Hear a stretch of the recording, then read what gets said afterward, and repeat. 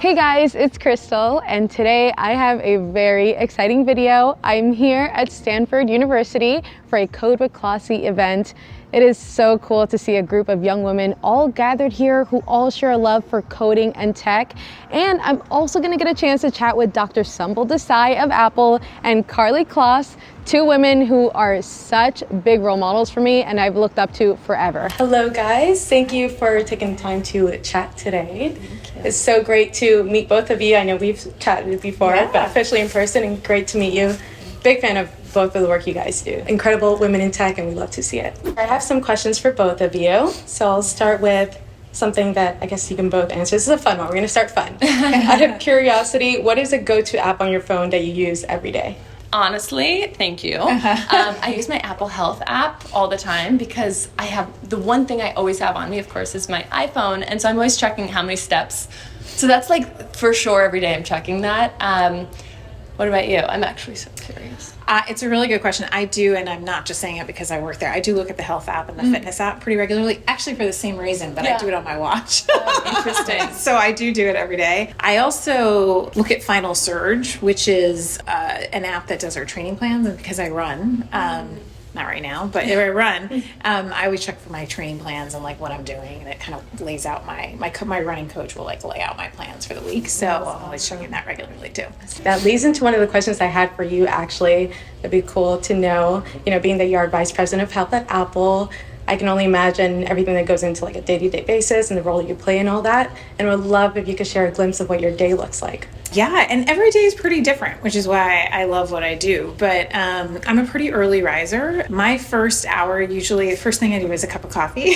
I'm a big believer in like prayer and meditation, so that actually is my first few minutes as I pray in the morning. Then I kind of look at my calendar and email just to kind of see how things are going and what I have to look forward for the day. Then it becomes, I try to get my like workouts in the morning, so I try to do that before the kids are up. And so I then, once that's over, it's kind of get to school time for the kids. And so I'm very lucky my husband actually helps with breakfast. So I get to kind of get their homework ready or do their hair, because I have two girls and a boy. And then either one of us will take them to school or so we try to figure that out, and then I go straight to the office. One of the things about Apple that's really special is that you get to work with so many cross-functional teams. So I work with design, I work with engineering. So some mornings it's sitting in the design studio and working with the design team to figure out decisions that we have to make on our products.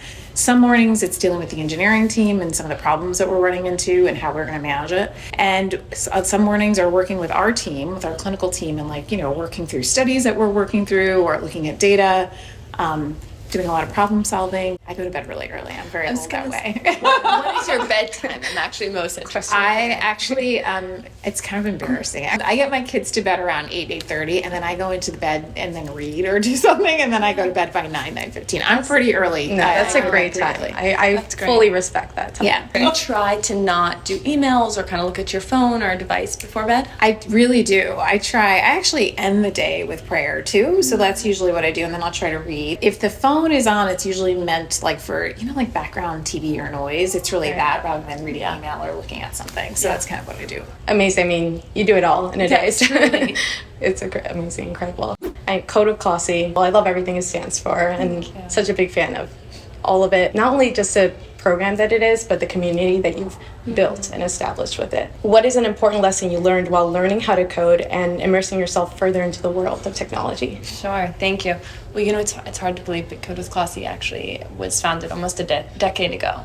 And it kind of came out of my own curiosity of just wanting to understand what this thing called coding was, which a decade ago was still quite abstract, and yet it was this secret kind of language that enabled so much creativity, so many incredible businesses to be built, and user experience. I really wanted to understand what is it behind that? Who knows how to do it? And I took a coding class, and I was the only woman in the classroom, and it kind of made me more broadly understand that there's not necessarily enough access to these opportunities. And that was almost a decade ago. A lot has changed, but we now have a community of more than 10,000 young women and gender-expansive teens across the country and around the world. We're going to have 5,000 more scholarships this summer for individuals to be a part of our community. So we're super excited about just continuing to kind of provide access to these skills because there's so much you can do. I mean, here we are talking about health and medicine, and there's so many scholars that we have who are actually really interested in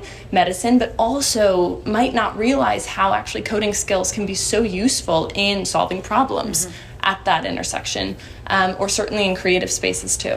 I can ask both of you, what's your favorite piece of advice to give to young women in tech? My favorite, I would say just you never know where life is going to take you. And that's not just for young women in tech. I mean, I could have never imagined when I was starting Code with Kloss that it would grow into something so big. It started with 20 scholarships. And like I said, we now have thousands of amazing scholars who are in their own communities, in their schools, in their careers, going on to do amazing things. And the ripple effect of that is immeasurable. And so I would just say, don't underestimate yourself and be, courageous to kind of be authentic to whatever it is that you're passionate about, no matter what the world is telling you, whether that's right or wrong. That truly speaks to me. I mean, starting my tech YouTube channel, I know I was one of the few women doing it at the time, and it's still such a small space. But I think it's so important to know, to not be afraid to take that leap. How about yourself? I would love to know. I think one of the things that and it's true again for all women, not just women in tech, is one, just be comfortable being uncomfortable.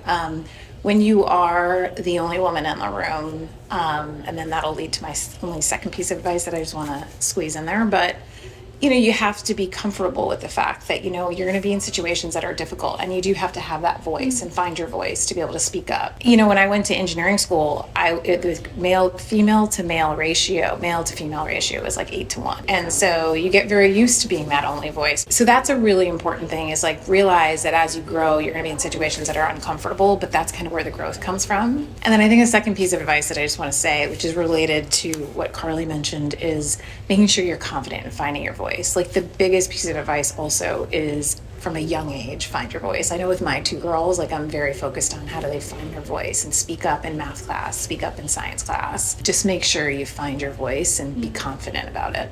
I love that. It's amazing. I would love to point this question to you now, because you mentioned your roots, engineering. How have your experiences working in different healthcare settings influenced your approach to healthcare innovation at Apple? One of the things that drove me to become a physician was I was in a situation where I was my mother, who had a stroke at a very young age. I was in her caregiving capacity very early on. I think one of the things that really stuck with me was one of the physicians at that time had said to me, hey, make sure that you advocate for your mom because she can't, but you should be empowered to do so. And so one of the things that has really been a core part of what's been important to me, both in healthcare when I was practicing as a physician, but also especially with what I do now, is how do you empower individuals, patients, to feel that they can speak up and ask questions and be empowered to make the right decisions for their health. And at Apple, one of the biggest gifts that we have is that we are with you all the time. And how do we feel that responsibility to kind of give back to all of our users, to be able to empower them to be more educated, more comfortable with having questions about areas that you may not always feel comfortable talking about, uncovering things about your health. Your health is often invisible to you, so you have to be able to advocate if something doesn't feel right. And it's so easy in the healthcare system to get lost in the system. And so we really want to serve as that empowering force so that you can advocate for yourself. And that's what we're really focused on. And that is that thread that I've brought through to everything that I think we do in our work at Apple Health. This is for you, Karlie. Sure. What is a change that you would like to see that could be made possible with the implementation of technology? And this could be super open-ended, so whether that be in the world of fashion or just in today's society in general. Oh my goodness. So many things.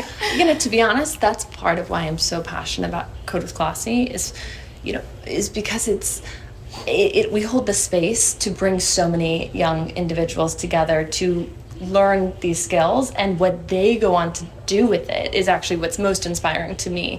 I have my own interests. I would love to see more in fashion. I think there's so much untapped potential, but Code with Kloss is so much bigger than me or any one person. It's this kind of space that we hold for so many people to come together and kind of learn these skills and tap into their own personal passions, using technology to solve problems that they care about, and seeing kind of just even a glimpse into what they care about, what they're thinking about, makes me hopeful for our future. I've always thought coding is this superpower is because one person with the right skills, the right idea can actually solve a big problem. But me personally, I would love to see more in fashion. Was there anyone that you consider a role model or a mentor that inspired your career path in technology? Dr. Fei Li, who's actually a professor here at Stanford and just a prolific voice, and has been for many years in AI and advocating for access to skills and also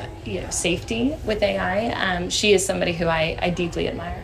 Amazing. Yeah. I think the first is, I always have two because I can't narrow it down.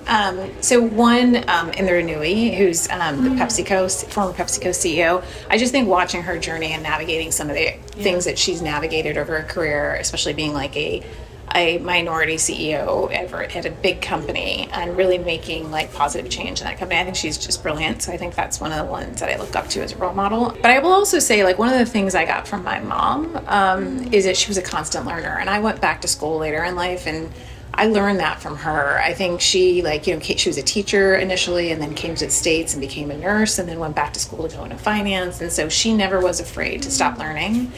And I think the courage that I had to be able to go back to medical school later in life, came from her. I don't think I'd be sitting here today if I didn't have a lot of people's support, but also just kind of that as an inspiration. One last question. Can we take a selfie together? Yeah. Of course. Love it. Thank you. Thank you guys. Thank you so much. That's a wrap.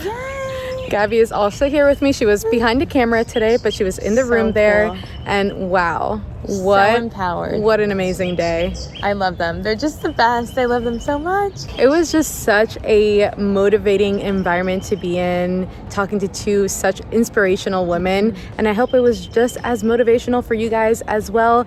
Thank you so much for watching. Don't forget to subscribe and hasta luego.